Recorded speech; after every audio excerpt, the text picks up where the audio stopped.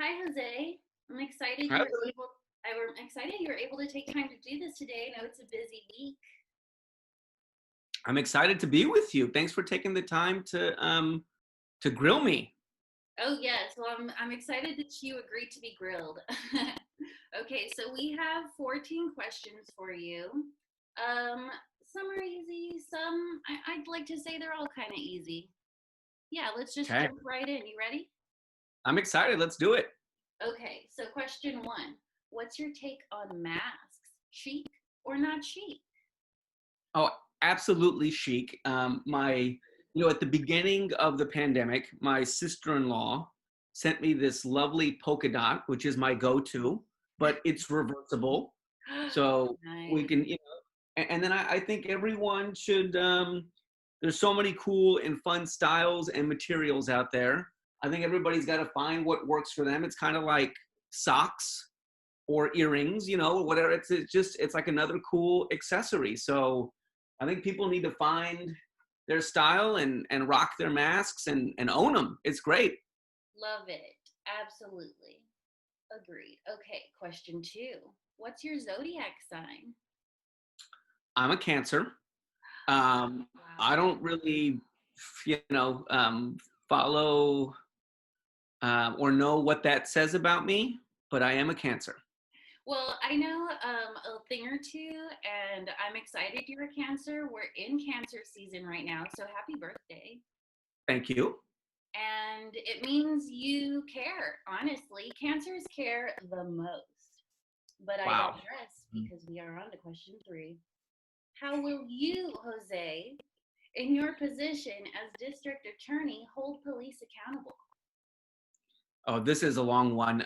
So many things to say here. Let me just start by saying that one, I have pledged never to take contributions from police organizations because I believe that there needs to be independence from our district attorney's office and the people that the district attorney's office has to hold accountable. I have also pledged to change the current practice so that we can prosecute all acts of violence by law enforcement against members of our community. And I have pledged to prosecute those cases within 30 days so that families don't have to sit around and wait for justice.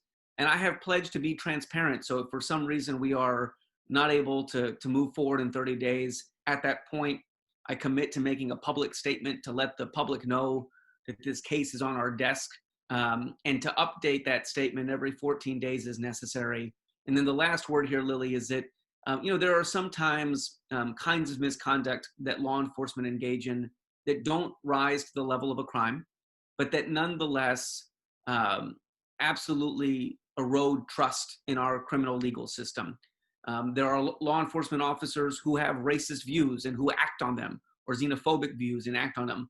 Law enforcement officers who fail to turn on their body cameras in a timely manner. And so for law enforcement officers who engage in that kind of misconduct, we have pledged to create a public no-call list and not allow them to participate in our criminal legal system.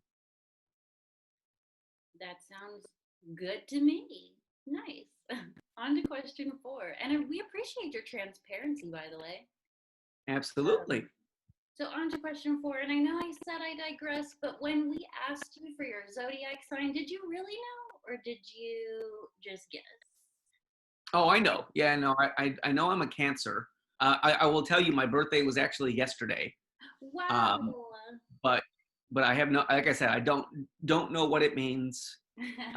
But I do care. So Love it. And get into it. It's going to tell you all about yourself, your natal chart, okay. your birth chart.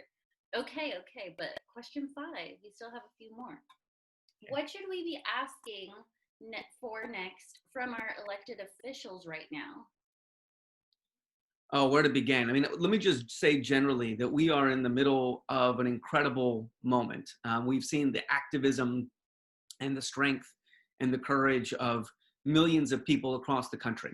And what I would say generally is that the biggest mistake we can make right now is to be small in the scope of our ambitions and our aspirations. This is really a time to dream big about the kind of communities we want to build and to demand that elected officials meet our expectations.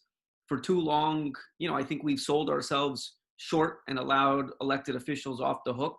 I think the time for that is over. So, what we've been fighting for is to completely reimagine our criminal justice system so that it doesn't weigh so heavily on working class people and people of color, so that we use our resources to prosecute dangerous crimes, violent crimes, and not use so many of our resources locking people up because they're struggling with substance use or because they're poor. So we have a lot of work to do, and I think everyone should dream big in this moment.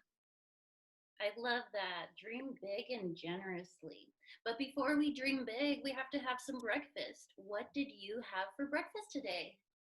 Uh, Plain Cheerios, not the honey Cheerios, and I sliced some banana in there. So I have two young kids and they love cereal. So I'm got to get down with them on the cereal, but trying not to eat so much sugar.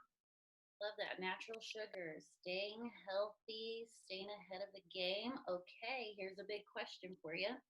Besides policing, what other parts of the justice system need to be reformed to be anti-racist? Oh, I mean, how much time do we have, Lilli? Look, I want to talk a little bit about the way that we have approached substance use in this country for the last 60 years.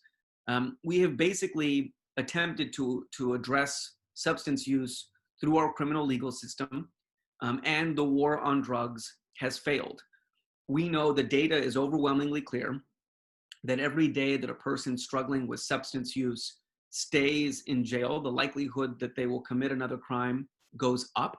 So continuing to use our resources in this way, continuing to try to address substance use with our criminal legal system actually makes us less safe.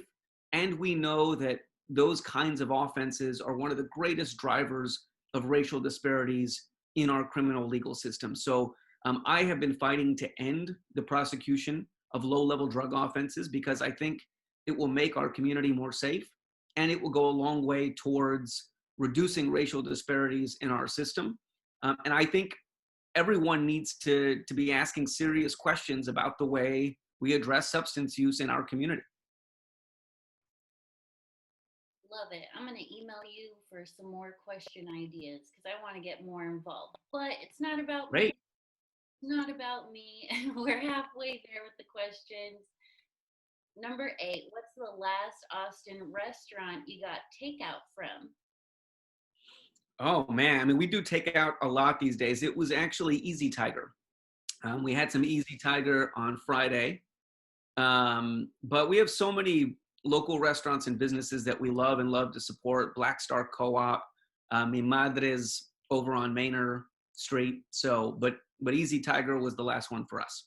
All great picks, and something you should know about me and all these food questions is that I'm a Taurus and we love good food. Okay. I mean, I'm Latino and we love good food too. So Likewise, it's in our blood then. that's right. Okay, so number 9, the disproportionate impact of COVID-19 is another symptom of a racist system. What are some policies we should be looking at to address the roots of all of this? Well, for 400 years in this country, Lilli, we've been sold this lie that what public safety is locking up as many working class people and people of color as we can. That if we just lock up enough people of color, that will somehow make us more safe. And we know that's not true. We know that what public safety is a good job. It's access to healthcare. It's access to good schools to send our children. And in all of those areas, we have failed working class people and communities of color. And COVID-19 has exposed those failures. So again, now is the time to be demanding real and transformative solutions to access to healthcare, to access to education, and to access to economic opportunities for everyone. Excellent. And actually, this follow-up question I feel relates to number 9 with addressing these issues comes a lot of addressing your own internal stuff and figuring out how we can best move forward. And that requires a little bit of self care and a little bit of relaxation as well. What's something that you do to relax and kind of get your energy back up? I have to admit, I am a basketball junkie. I'm a huge San Antonio Spurs fan. And so, for me, it's reading about sports and particularly the NBA is an escape for my brain that allows some of my OCD tendencies to go to work on things that don't have an impact on my daily life. But I also love to play with my kids. I'm a voracious reader of the newspaper and magazines and news sources. Yeah, so those are some of the things I love to do to recharge. Awesome. And number 11, we know the symptoms of a racist society. We see them every day. What does an anti-race society look like to you, your vision? Boy, this is another, how much time do we have? It starts with, as you just suggested, Lilli, everyone taking a deep look inside their own biases and perspectives, and acknowledging that all of us bring to social settings biases that were either ingrained in us or that we've developed over time. And it starts with everyone really working hard to confront those internal realities and those biases.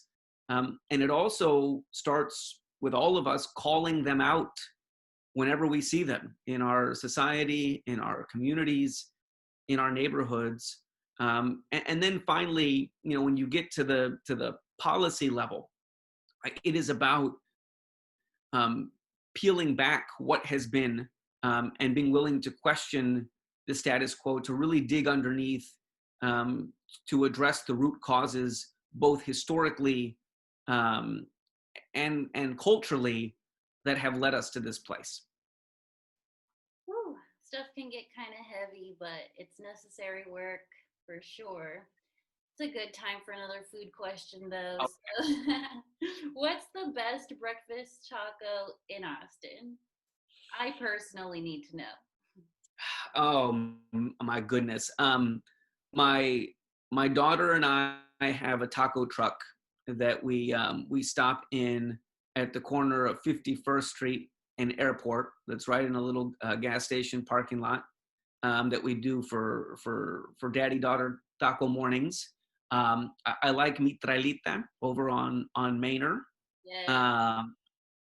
I'm also a fan of Mi Madre's Breakfast Tacos. So those are the places I tend to hit up. And then also the breakfast tacos that I make in my own kitchen.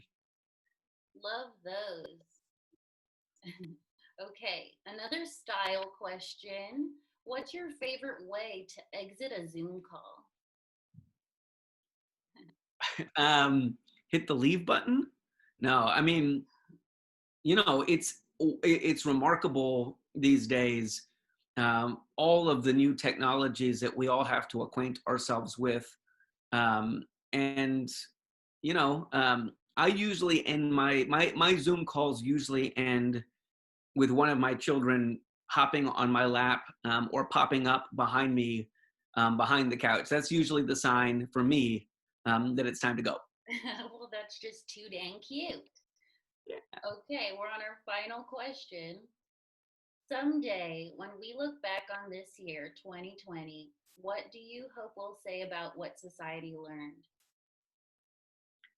Well, I really hope, I have to be honest, Lily, um, I am an optimist through and through. And I just believe deeply that we are at a turning point in this country, that what we've experienced for the last 4 years are, the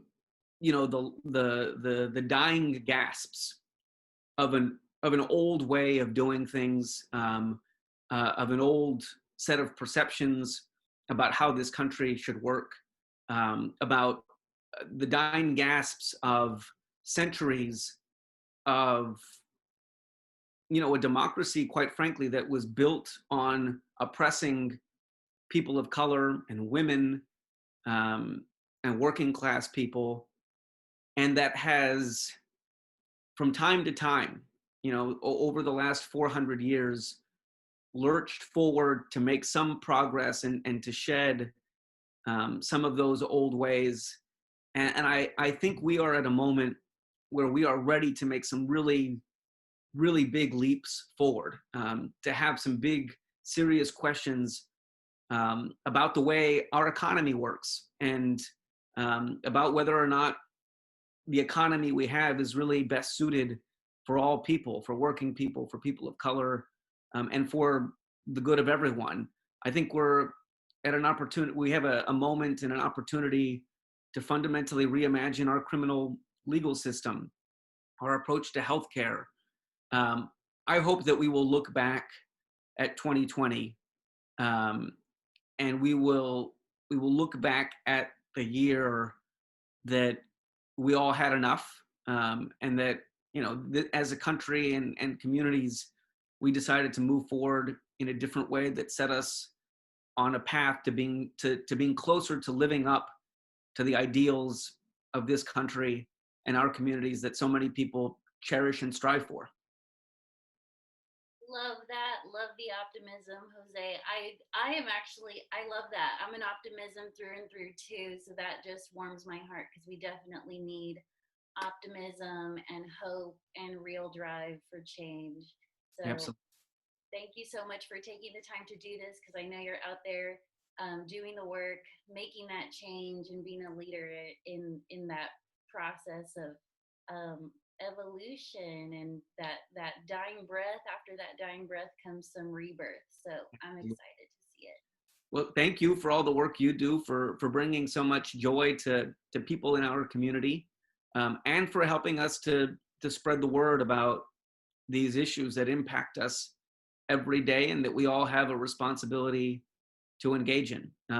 I enjoyed this, and next time let's get some more questions about fashion, because I feel like I haven't had a chance to really show off my true fashion sense. So we'll do. Yes, we're gonna need, come rebirth. We're all gonna need a new wardrobe. So fashion shows are queued up.